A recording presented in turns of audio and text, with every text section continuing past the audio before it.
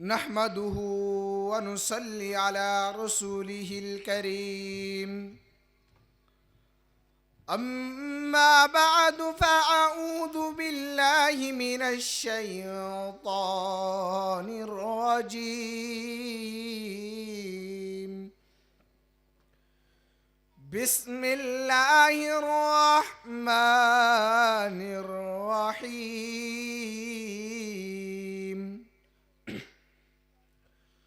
سبحان الذي أسرى بعبده ليلا من المسجد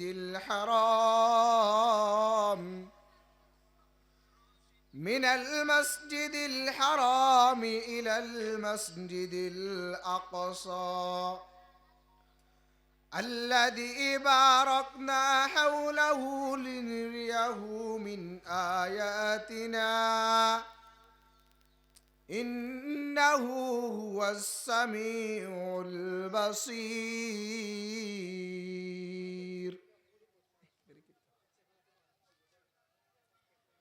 بسم الله الرحمن الرحيم.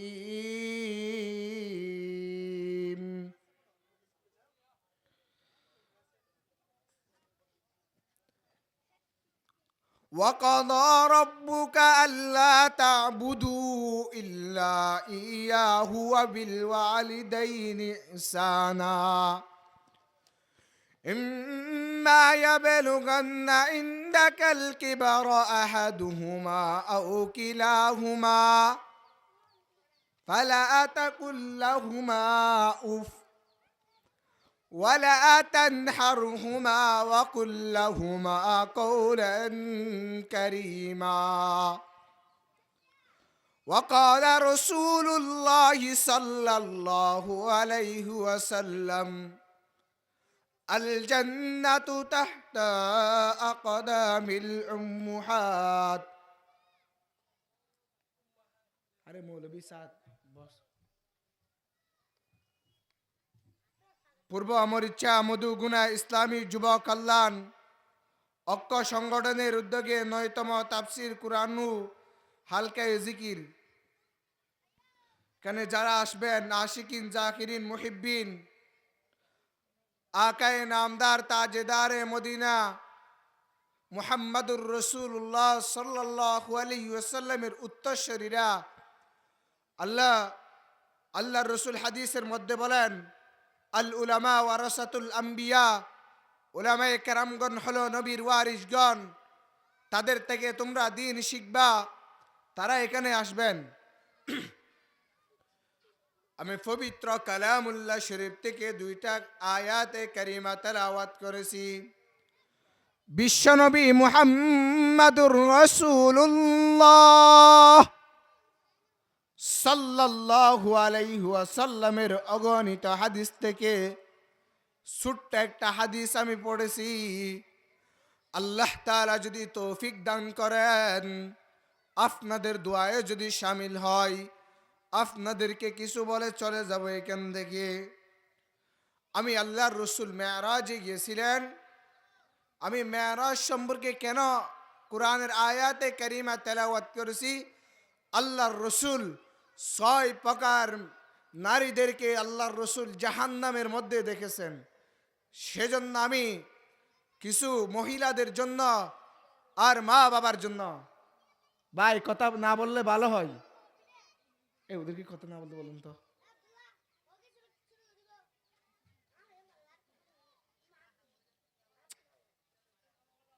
কি বলতেছেন যে আপনারা ভাই? अल्लाह कुरान मजीद में इरशाद फरमान सुबहानल्लज़ी अस्रा बिअब्दिही लैलन मिनल मस्जिदिल हराम। पवित्र ओई महिमा যিনি তার বান্দাকে এক রাত্রে ভ্রমণ করিয়েছিলেন মসজিদে হারাম থেকে মসজিদে আকসা, মসজিদে হারাম থেকে মসজিদে আকসা পর্যন্ত, এরপর বাইতুল মুকাদ্দাস আল্লাহর আরশ পর্যন্ত যিনি ভ্রমণ করেছিলেন তার নাম হলো আল্লাহ। যে মালিক আল্লাহর রসুলকে 1 মিনিটও লাগে নাই বাইতুল মুকাদ্দাসের মধ্যে একটা মসজিদের মধ্যে তালা দিয়েছিলেন। যেই তালাটা কুলার পর নড়তে তাকে আল্লাহর রসুল 7 আসমান সায়ের করলো।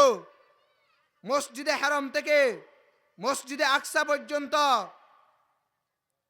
লোহে মাহফুজ, জাহান্নাম, জান্নাত আল্লাহ তাআলা আমার নবীকে সায়ের করাইলেন। আরে ভাই, আপনি বলতে পারেন আমার রসুল সরাসরি আল্লাহর রসুলকে জান্নাত জাহান্নাম সায়ের করায় নাই। অনেক উলামায়ে কেরাম বলে আল্লাহর রসুল স্বপ্নের যুগে মেরাজ হয়েছিলেন। এটা যদি কেউ বলে, আলেম হোক, কাবার ইমাম হোক, যেখানের ইমাম হোক না কেন, তারা সব মিথ্যা কথা বলে। যে ব্যক্তি আল্লাহর রসুলের বিরুদ্ধে মিথ্যা কথা বলবে তার জন্য উভয় নামক জাহান্নাম। আলেম হোক, গায়রে আলেম হোক, মুফতি হোক, মুহাদ্দিস হোক, যাই হোক না কেন, তার জন্য আল্লাহ তাআলা উভয় নামক জাহান্নাম দিবেন। আল্লাহর রসুলকে কেন মেরাজ করাইছিলেন তাও হাদিসের মধ্যে আসছেন।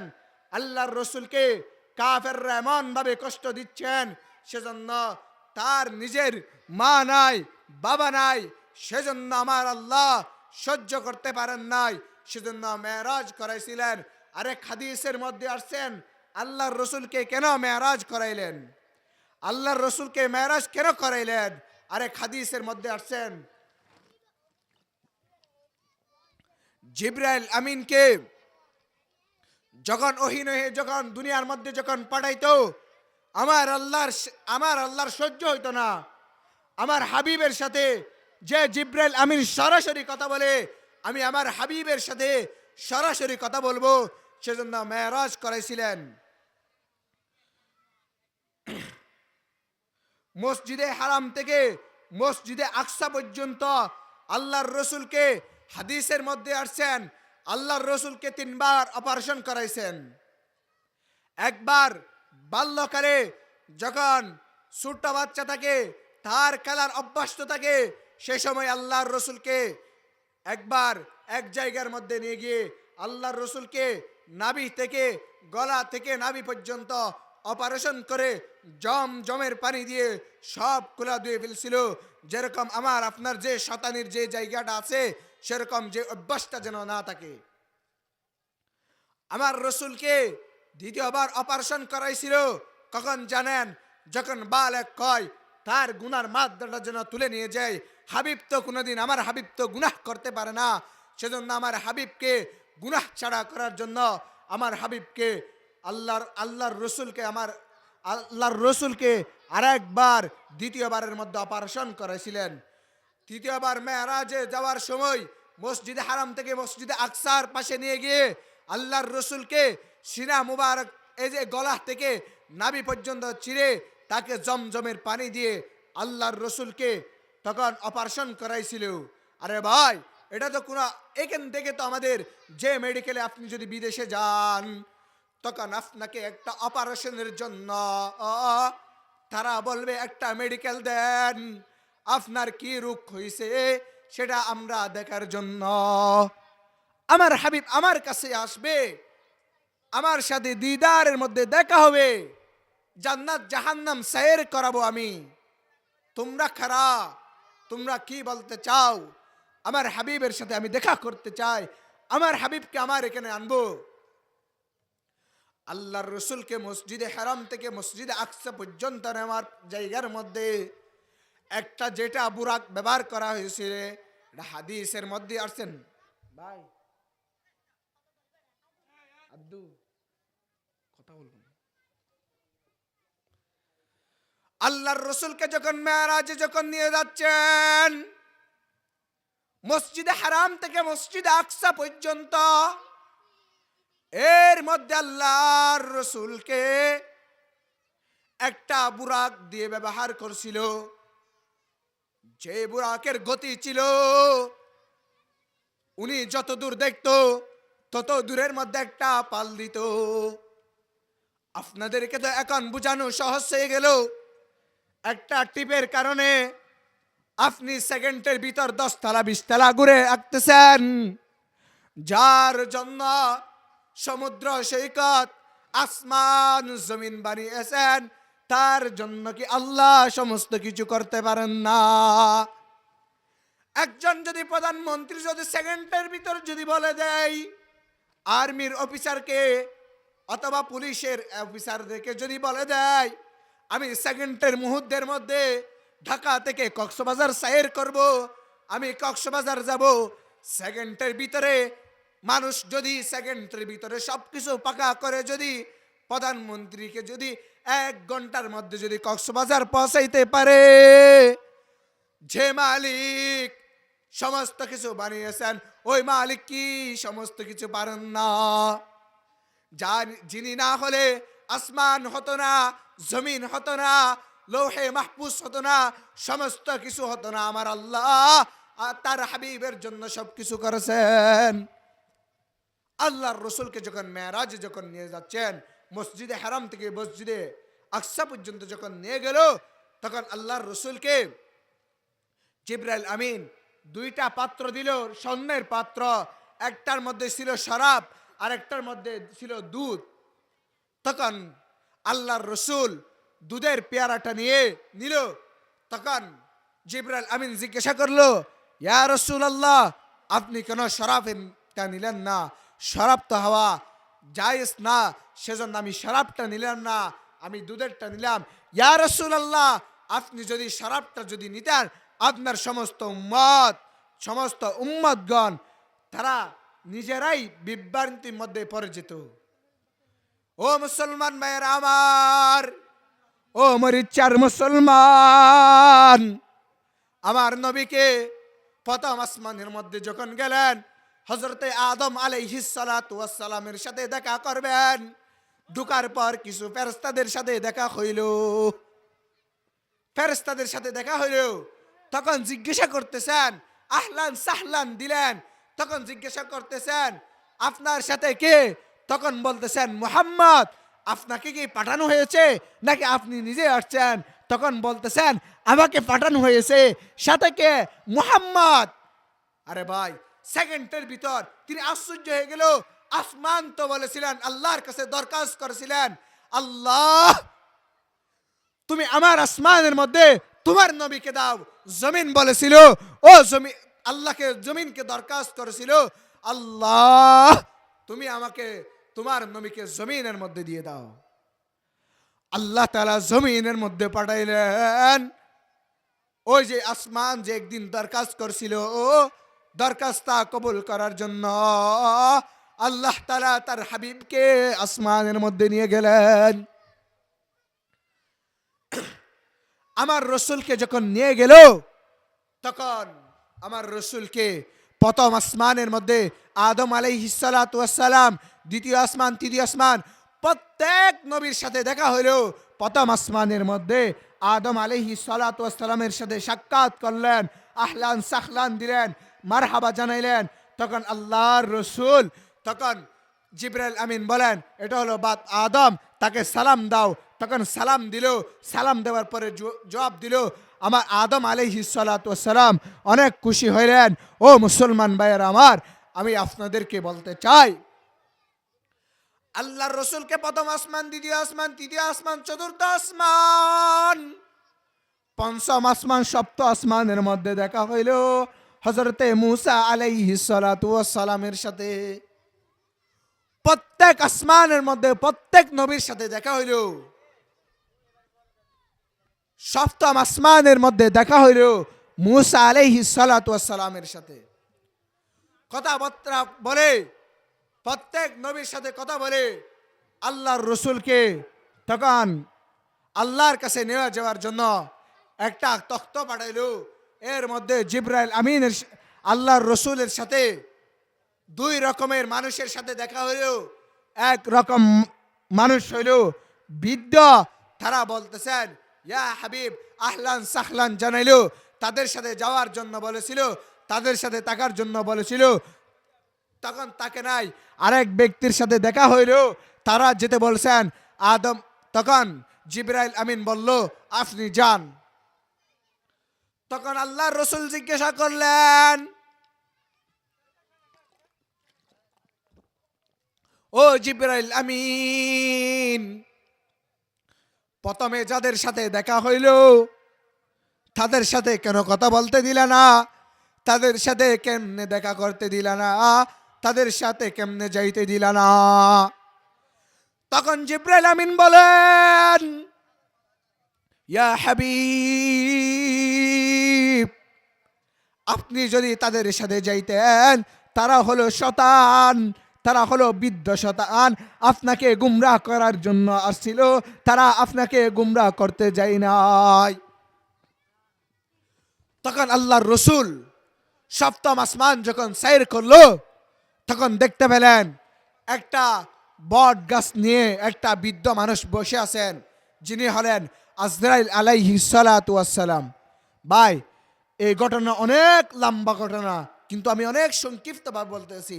আমার জীবন শেষ হয়ে যাবে মেরাজের ঘটনা বলতে বলতে, আমার জীবন শেষ হয়ে যাবে। আমি আপনাদেরকে অনেক সংক্ষিপ্তভাবে বুঝাইতেছি। আল্লাহ রসুল বৃদ্ধ থেকে জিজ্ঞাসা করলেন, আপনি কে? তখন বললেন, আমি আজরাইল। আল্লাহ রসুল জিজ্ঞাসা করতেছেন, আপনার কাজ কি? এই গাছের মধ্যে দুই রকমের পাতা দেখা যাচ্ছে। এক রকমের পাতা হইল সবুজ, আর এক রকমের পাতা হইল হলুদ। হলুদ গুলা কি হয়, সবুজ গুলা কি হয়? তখন আজরাইল আলাইহিস সালাতু ওয়াস সালাম বলতেছেন, ইয়া রাসূলুল্লাহ, যে সবুজ গুলা দেখা যাচ্ছে, আপনার শুরু জীবন থেকে শেষ জীবন পর্যন্ত আপনার সব আমল নামায়ে কাদের মধ্যে লিখে ফেলছেন। হলুদটার মধ্যে কি দেখা গেল? তখন বলতেছেন, ইয়া রাসূলুল্লাহ, হলুদটার মধ্যে হয়ে গেল যার জীবনের শেষ মুহূর্ত, তার জীবনটা শেষ মুহূর্ত যখন পড়ে যাবে, আমি আজরাইল নিজে যাব, না হলে আমার বাহিনী পাঠাইয়া তাদেরকে দিয়ে আমি জানটা কবজ করে আনবো। তোমরা কি ওইরকম? আল্লাহর রসুল তার সাথে কথা বলার পরে একটা তখ্ত আসলো। আল্লাহর রসুলকে আল্লাহর কাছে নিয়ে যাবেন। তখন জিবরাইল আমিনকে বলতেছেন, আপনি যাবেন না? তখন বলতেছেন, ইয়া রাসূলুল্লাহ, সাত আসমান পর্যন্ত আমার আশা, আমি এখান থেকে যদি চুল পরিমাণ পর্যন্ত আমি যদি অগ্রসর সামনের দিকে অগ্রসর করি, আমার সমস্ত ডানাগুলা ধ্বংস হয়ে যাবে।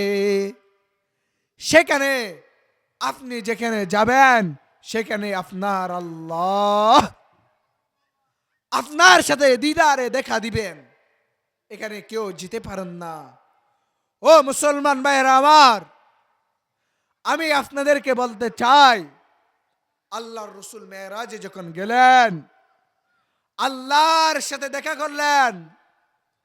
দেখা করার পরে আল্লাহ তাআলা আমার নবীকে জান্নাতের মধ্যে সৈর করাইলেন, জাহান্নামও সৈর করাইলেন। জাহান্নামের মধ্যে 6 প্রকারের মহিলাদেরকে জাহান্নামের মধ্যে দেখেছেন। সেখান থেকে আমি 6 প্রকারের মহিলাদের জাহান্নামীদের এগুলা বলবো না, আমি 2 প্রকারের জাহান্নামের মধ্যে দেখছেন সেগুলা বলবো। আল্লাহর রসুল যখন মেরাজে যখন গেলেন, 6 প্রকারের মহিলাদেরকে জাহান্নামের মধ্যে দেখেছেন। এর মধ্যে বেশি কঠিন জাহান্নামের মধ্যে দেখলেন 2 প্রকারের মহিলাদেরকে। 1 নম্বর মহিলা,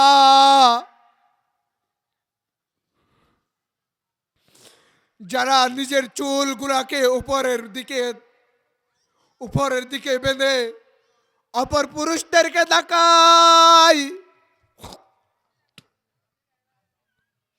তাদেরকে জাহান্নামের মধ্যে এমন ভাবে প্রায় করতেছে, চুলগুলা উপর দিয়ে তাদেরকে এমন ভাবে জাহান্নামের মধ্যে জ্বালাইতেছে, তার মাথার মগজগুলা টকবক টকবক করিতেছে।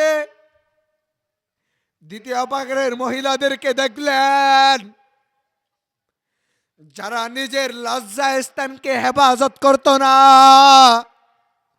ও যুবক, কলেজ পড়ুয়া যুবক যুবতীরা, আপনারা যেখান থেকে দেখতেছেন, যেখান থেকে শুনতেছেন, আমার কথাগুলো আপনারা শুনেন। ওই মহিলাকে নিজের লজ্জা স্থানের মধ্যে একটা বরকি দিয়ে এমন ভাবে প্রায় করতেছেন। আল্লাহ রসুল জিজ্ঞাসা করলেন, তারা কারা? তখন আল্লাহ বলেন, ইয়া মুহাম্মদ, ওরা হলো এরা যারা নিজের লজ্জা স্থানকে হেফাজত করত না, অন্য পুরুষদের সাথে মেলামেশা করত, অন্য যুবকদের সাথে মেলামেশা করত, তাদেরকে তাদের লজ্জাস্থানের মধ্যে বড়কি ঢুকাই দিয়া তাদেরকে প্রায় করতেছেন। আল্লাহর রাসূল তাও বলেন, তাদের আওয়াজগুলা যদি, ও যুবকরা যুবতী, তোমরা যদি শুনতে পারতা, তোমাদের শোনার কুওয়াত নাই, সেজন্য কোন জাহান্নামীদের আওয়াজ দুনিয়ার মধ্যে আসার জন্য আল্লাহ দেয় নাই। তোমরা কেউ সহ্য করতে পারবা না। ও মুসলমান ভাইরা আমার, দুই প্রকার মহিলাদেরকে জাহান্নামের মধ্যে, আগুনের মধ্যে প্রায় করতেছেন। এক নাম্বার, ওই মহিলা দ্বারা চুলগুলাকে উপরে দিয়ে বেঁধে অপর পুরুষদেরকে তাকাইতো, তাদেরকে জাহান্নামের মধ্যে প্রায় করতেছেন। দ্বিতীয় নম্বর, মহিলাদেরকে জাহান্নামের মধ্যে প্রায় করতেছেন যারা নিজের লজ্জা স্থানকে হেফাজত করত না, তাদেরকে জাহান্নামের মধ্যে প্রায় করতেছেন। ও মুসলমান যুবক যুবতীরা, ও কলেজ পড়ুয়া যুবক যুবতীরা, স্কুল পড়ুয়া যুবক যুবতীরা, তোমাদেরকে আমি একটা ঘটনা শুনাইতে চাই। আরবের মধ্যে এক খ্রিস্টান পরিবারের মধ্যে এক মুসলমানের ছেলে তার বাসার মধ্যে কাম করতেন। মুসলমান ছিল, তিনি নামাজ দোয়া পড়তেন। তার নামাজগুলা ওই খ্রিস্টান পরিবারের একটা মেয়ে ছিল, ওই মহিলাটার অনেক ভালো লাগতো। ওই মহিলাটা ওই যুবকের আচরণগুলা, নামাজগুলা সবগুলা ভালো লাগতো, কিন্তু ধনী পরিবারের মেয়ে ছিল, সেজন্য ইসলাম গ্রহণ করতে পারতেছে না। তখন ওই মহিলাটা যুবককে বলতেছেন, ও যুবক, তোমার ধর্ম আমি গ্রহণ করতে চাই, আমি ইহুদি খ্রিস্টানদের, নসরাদের, তাদের যে ধর্ম আছে ওই ধর্মগুলা ত্যাগ করতে চাই। ওই যুবকটা বলতেছেন, ও বোন, তোমার বাসার মধ্যে আমি কাম কাজ করে খাই, আমি গরিব মানুষ, তোমাকে এখন আমি যদি ইসলামের দাওয়াত দিই, তোমার বাসা দেখে আমাকে তাড়াই দিবে, তাই না? তোমার আব্বুজান আমাকে কতল করে দিবেন। তখন ওই মহিলা কিছুদিনের মধ্যে ওই যুবকের কাছে কলমা পড়ে মুসলমান হয়ে গেল। তিনি ইসলামের যে আইনগুলো আছে সেই আইনগুলো অনুযায়ী চলতো। ওই যুবকটা, ওই মহিলাটা যখন ইসলাম গ্রহণ করলো, তখন ওই যুবকটা তার বাসা থেকে চলে আসলেন। কিছুদিনের মধ্যে ওই যুবকটা হজের মধ্যে গেল। হজে যাওয়ার সময়, হজে যাওয়ার পর হজ চলাকালীন একটা তার কানের মধ্যে আওয়াজ আসতেছে, একটা কবরের মধ্যে, আরবের মধ্যে একজন আলেমকে কবরের মধ্যে দিয়েছিল, ওই কবরের মধ্যে কোনো আলেম নাই, এখন একটা মহিলা দেখে যাচ্ছে। তখন সবাই শুনতে পেল কবরের মধ্যে দিল একজন যুবককে, তারও অনেক বড় আলেম ছিলেন, তার কবরের মধ্যে একটা মহিলা কেমনে আসলো। তখন যে সমস্ত হাজিরা ছিল, সমস্ত হাজিরা ওই মহিলাটাকে দেখার জন্য গেলেন। ওই মহিলাটাকে দেখার সাথে সাথে ওই যুবকটা চিনতে পারলো। তখন বলতেছেন, আপনারা থামেন, ওই ঘটনাটার ব্যাখ্যাটা আমি দিয়ে দিচ্ছি। ওই মক্কা মদিনার আরবের যুবকরা, মুসলমানরা তখন জানতে পারতেছেন মনে হয় এই যুবকটা কোনো অভাবে ওই মহিলাটাকে এখানের মধ্যে দিয়ে গেলেন, কিন্তু এখন যে খবর দিলেন তাও চিহ্ন নাই, তিনি একজন বড় আলেম। আরবের মধ্যে একটা বস্তু আছে, কিছুদিন যখন হয়ে যায় একটা কবরের মধ্যে, তখন তের কবরের মধ্যে যে হাড্ডিগুলা পছন্দ হাড্ডিগুলা তার অনেক জায়গার মধ্যে ফেলে দেয়, ওই কবরের মধ্যে আরেকটা কবর দিয়ে দেয়। ওই হুজুরটা ছিল অনেক বড় বুজুর্গ, অনেক বড় আলেম। তিনি যখন মারা গেলেন, তাকে কবরের মধ্যে যখন দাফন করলো, কিছুদিন যখন হয়ে গেল, ওই মহিলাটাকে তার পরিবারের মধ্যে একজন যুবতী মহিলা ইন্তেকাল করেন। তাকে যখন কবর দিতে গেলেন, দেখতে পাইলেন যুবকদেরকে ওই কবরের মধ্যে ওই হুজুরটা নাই। তখন দেখতে পেলেন একটা মহিলার লাশ, একটা মহিলার লাশ দেখতে পেলেন। ভাই, ও মুসলমান ভাইয়ের আমার, যুবকরা, তোমাদেরকে বলতে চাই, গুনাহ দেখো, ওই হুজুরটার ব্যাপারটা আমি আপনাদেরকে লাস্ট পর্যায়ে ঘোষণা দেব। ও মুসলমান ভাইয়ের আমার, ওই মহিলাটা আজকে যখন কবরের মধ্যে দিতে গেলেন, দেখতেছেন একটা আরবি। আপনি যখন সৌদি আরবের মধ্যে যখন দেখবেন, যখন মালয়েশিয়ার মানুষদেরকে দেখবেন মালয়েশিয়ার মানুষের মতন, কিছু দেখবেন আমেরিকার মানুষের মতন, কিছু দেখবেন লন্ডনের মানুষের, দেখেন কিছু দেখবেন একদম কুচ্চি কালো। ও মুসলমান ভাইয়ের আমার, সবচেয়ে ভ্যারাইটিস হলো আমার বাংলাদেশের মুসলমান যুবক যুবতীরা। সমস্ত মুসলমান আপনাদেরকে আমি ঘটনা শুনাইতেছি। ও মুসলমান ভাইয়ের আমার, যারা বসছেন, যারা শুনতেছেন, আপনারা দিল দিয়ে কান দিয়ে শুনেন। ওই মহিলাটাকে যখন কবরের মধ্যে যখন দেওয়ার জন্য গেলেন, দেখতে পেলেন হুজুরের কবরের মধ্যে একটা মহিলার লাশ। ওই যুবকটা দেখার পরে সাথে সাথে ওই মহিলাটাকে চিনতে পারলো, ওই মহিলা হলো খ্রিস্টানের মহিলা। তখন বলতেছেন, এটা তো একটা আরবের, আমি গরিব মানুষ ছিলাম, একটা খ্রিস্টানের পরিবারের মধ্যে ছিলাম, ওই পরিবারের একটা মহিলা, খ্রিস্টানের মহিলা, তিনি আমার সাথে গোপন পাবে কলমা পরে মুসলমান হয়েছিল, তার খবর এখানে। সুবহানাল্লাহ। ওই যুবকটা দেখার পরে আশ্চর্য হয়ে গেলেন। ওই মহিলাটাকে তো তিনিও মারা গেছেন। ইহুদি খ্রিস্টানরা যখন মারা যায়, তখন তাদেরকে কেউকে পুড়ে ফেলে, কেউকে কবরের মধ্যে দিয়ে দেয়। ওই মহিলাকে কবরের মধ্যে দিয়ে দিয়েছিল।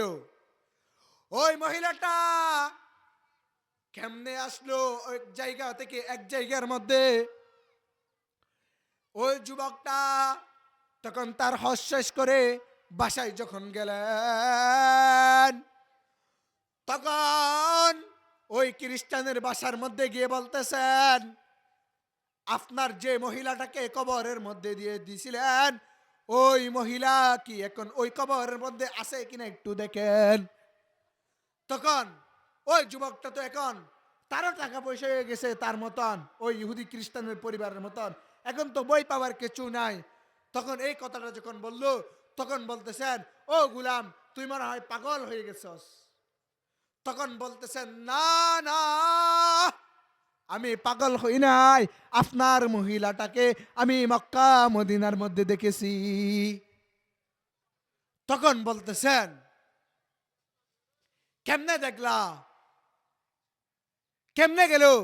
তখন ওই মহিলাটার যখন কবরটা যখন কুদন করলো, দেখতেছে একটা হুজুরের লাশ, যার মুখের মধ্যে দাড়ি, তার মুখের মধ্যে দাড়ি, তার মুখের মধ্যে দাড়ি দেখলো। ও মুসলমান ভাইয়ের আমার, তার মুখের মধ্যে যখন দাড়ি দেখলো, সবাই আশ্চর্য হয়ে গেল। একটা হুজুর, তার কেমনে এরকম হয়ে গেল? তখন আরবের মধ্যে সমস্ত মুসলমানরা বসার পরে একটা মজমুয়ার মধ্যে বসলো, হুজুরের লাশটা কেন এরকম হয়ে গেল? খ্রিস্টানকে যে কবরের মধ্যে দিয়েছিল, ওই কবরের মধ্যে দেখতে পেল একটা হুজুরের লাশ। যে হুজুর, যে হুজুরের কবরে দিছিল, ওখানে দেখতেছেন একটা হিন্দুর লাশ। তখন হুজুর একটা বৈঠক করার পর, হুজুর একটা বৈঠক বসলো। তখন দেখতে পারতেছেন, তখন জিজ্ঞাসা করা হলো, এই হুজুর কোন দোষ করেছেন সেই জন্য এই অবস্থা? তখন বলতেছেন, ও যুবকরা, তোমরা তার স্ত্রী থেকে জিজ্ঞাসা করো তার কি কোনো খারাপ কাজ কাম ছিল কিনা। তখন তার মহিলার থেকে যখন জিজ্ঞাসা করলো, তার স্ত্রীর কাছে হুজুররা যাওয়ার পরে স্ত্রী বলতেছেন, আমার স্বামী 5 ওয়াক্ত নামাজ পড়তো, যাকাত দিত, হজ করতো, নামাজ পড়তো, সমস্ত কিছু করতো। আমার স্বামীর কিন্তু একটা কুঅভ্যাস ছিল, সেটা হলো শীতকাল যখন আসতো তখন বলতো, আমার মুসলমানদের একটা জিনিস ভালো লাগে না, সেটা হলো আমি যখন আমার স্ত্রীর মধ্যে সাথে যখন সহবাস করি, এরপর যে গোসলটা আছে ফজরের নামাজের আগে, ওই গোসলটা কিন্তু আমার ভালো লাগে না। নাউজুবিল্লাহ মিন জালিক। আমার ভালো লাগে ইহুদি খ্রিস্টানদের যে আচরণটা আছে, তারা জেনা করার পরে, তার স্ত্রীর সাথে সহবাস করার পরে তাদের কোনো গোসল নাই। সেটার জন্য আল্লাহ তাআলা এত নারাজ হয়ে গেলেন, এত নারাজ হয়ে গেলেন। আল্লাহ তাআলা তার উপর নারাজ হওয়ার পর ওই ইহুদি খ্রিস্টানের পরিবারের মধ্যে, ইহুদি খ্রিস্টানের কবরের মধ্যে, ওই কবরের মধ্যে ওই লাশটা দাপন করে আসলো। ওইভাবে হুজুরের লাশটা ইহুদি খ্রিস্টানের কবরের মধ্যে নিয়ে গেল, ওই মহিলাটাকে এই কবরের মধ্যে নিয়ে আসলো। ও মুসলমান ভাইয়েরা আমার, শুধু একটা ইহুদি খ্রিস্টানকে ভালোবাসতো, তাই বিদায় যদি এরকম হয়, আমি আপনি, আমার আপনার কি অবস্থা হবে ভাই? আমি আপনি যেই ইহুদি খ্রিস্টানের কুত্তাদেরকে ভালোবাসি আমরা, আর্জেন্টিনা একজন মুসলমান পাবেন না, ব্রাজিল একটা মুসলমান পাবেন না তার গেঞ্জি গায়ে দিয়ে ভাই আপনি যে মাঠে ময়দানে ঘুরেন। ও মুসলমান ভাইয়ের আমার, হাদিসের মধ্যে আসছেন, যে যাকে ভালোবাসে তার সাথে হাসর নসর হবে। তুই যদি ইসলামের মধ্যে যদি একজন আলেমকে ভালোবাসো, আলেমদের সাথে হাসর নসর হবে।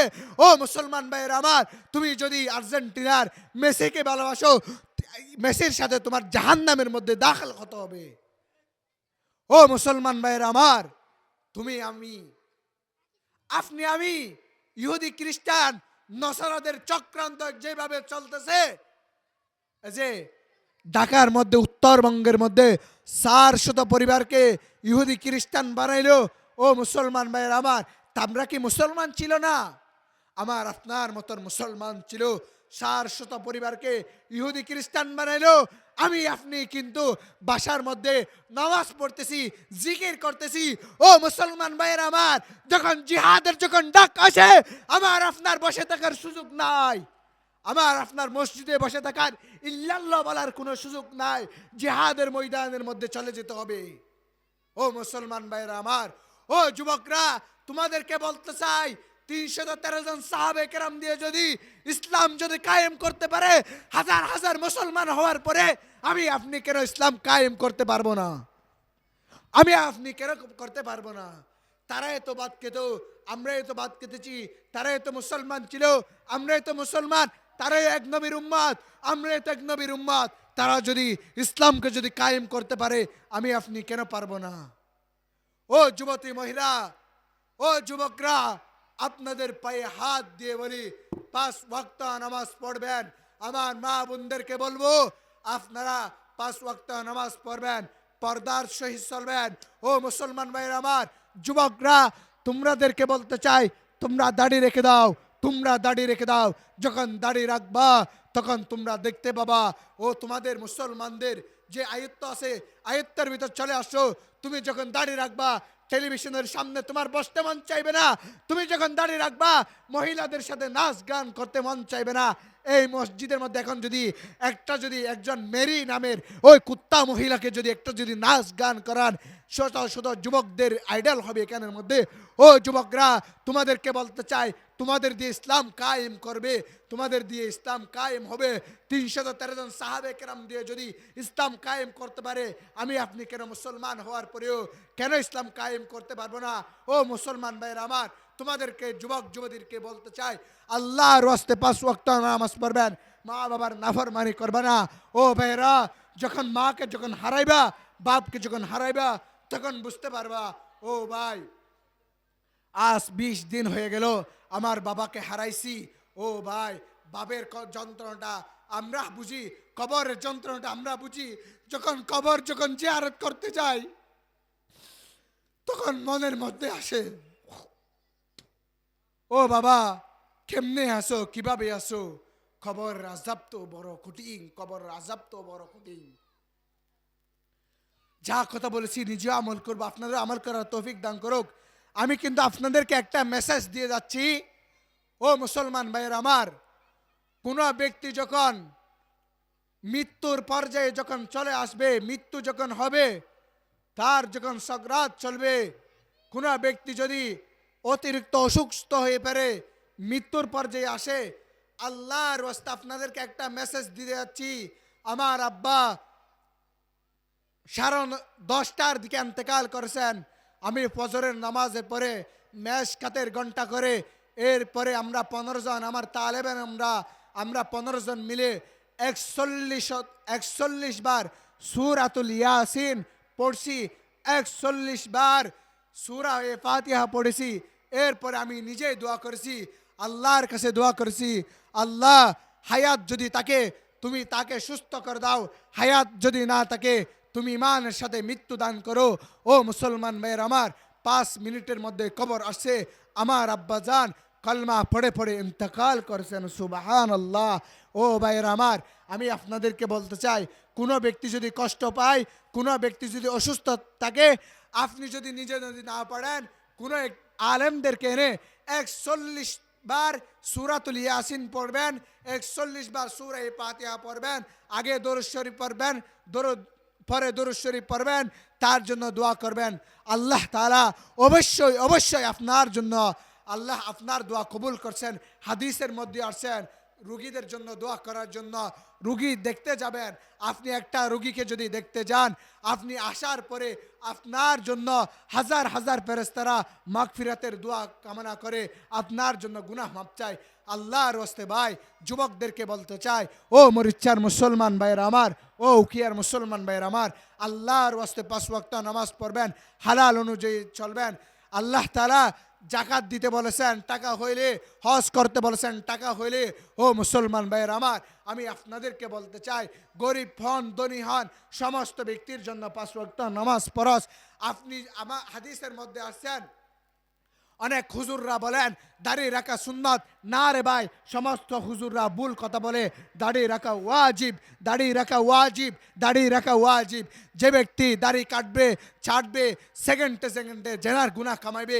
আল্লাহর হস্তে দাড়িগুলা রাখবেন, 5 ওয়াক্ত নামাজ পড়বেন। আপনি বলতে পারেন হুজুর কাবার ইমাম তো দাড়ি ছাড়ে। কাবার ইমামের জন্য কোনো হাদিস নাই, তিনিও জেনার গুনাহ কামাইতেছেন। আপনি ইমামও যদি কাটেন, আপনিও গুনাহ কামাইতেছেন।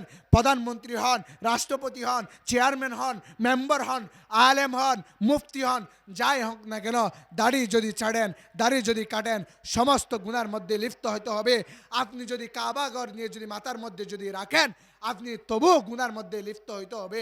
আল্লাহর ওয়াস্তে যে কথা বলেছি নিজেও আমল করব। বুঝাইতে পারতেছি না, জানি না, আমি অনেক গুনাহগার, আমার গুনার কারণে মানুষদেরকে বুঝাইতে পারি না। আমাকে মাফ করবেন, আপনাদের আল্লাহ তাআলা মাফ করুক। সবাইকে জান্নাতের মধ্যে আল্লাহর সাথে আল্লাহর দিদারের মধ্যে দেখা করার তৌফিক দান করুক। যা কথা বলেছি নিজে আমল করব, আপনাদেরও আমল করার তৌফিক দান করুক। ওয়া আখিরু দাওয়ানিল হামদুলিল্লাহি রাব্বিল আলামিন। আসসালামু আলাইকুম ওয়া রাহমাতুল্লাহি ওয়া বারাকাতুহু।